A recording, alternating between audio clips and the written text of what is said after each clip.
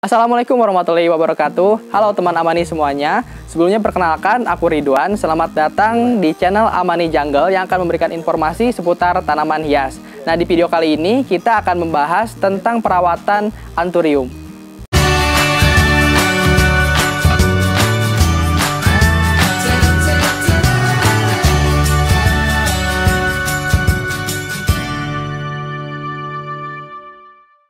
Nah, mungkin teman Amani masih pada ingat ya dengan tren tanaman hias gelombang cinta yang dulu sempat booming banget nih.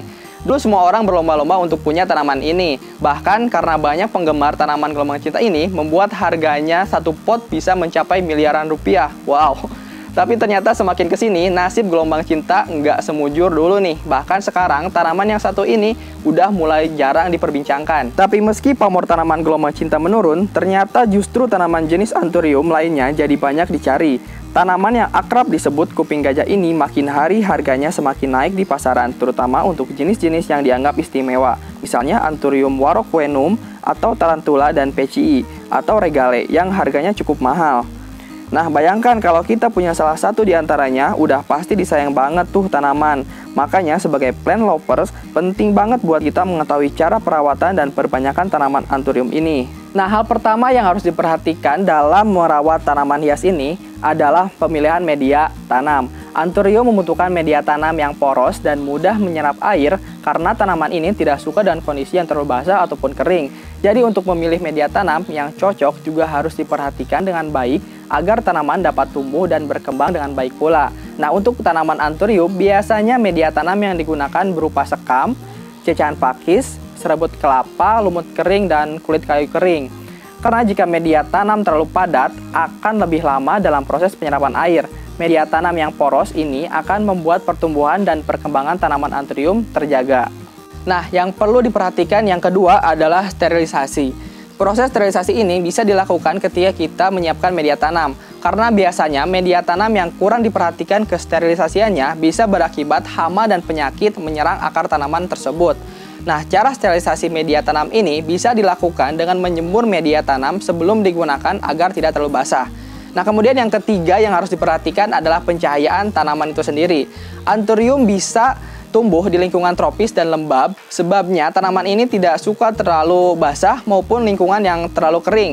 Jadi sangat penting nih untuk mengecek kondisi media tanam supaya kita sebagai pemilik tanaman tahu kapan sih tanaman butuh air ataupun cahaya. Karena biasanya kekurangan cahaya juga tidak baik untuk media tanam yang nantinya. Nah, tanaman anthurium ini bisa diletakkan di tempat yang teduh, tapi tidak boleh terkena sinar matahari secara langsung.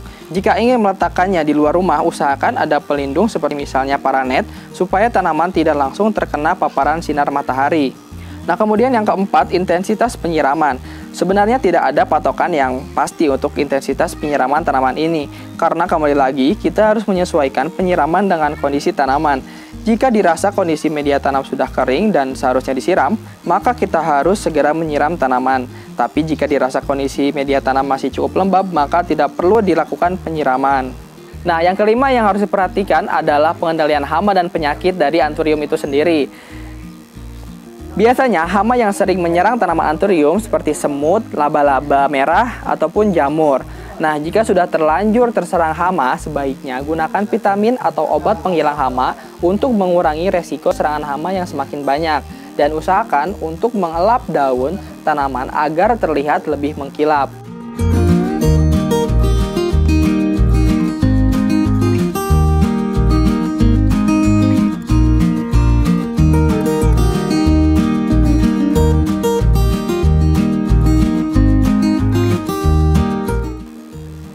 Nah, itu dia teman Amani cara perawatan tanaman anthurium.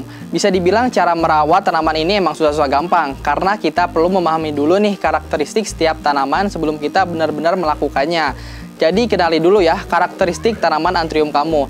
Terima kasih sekali sudah menonton video ini sampai selesai. Saksikan video selanjutnya di channel Amani Jungle dan jangan lupa untuk subscribe channel ini. See you next time.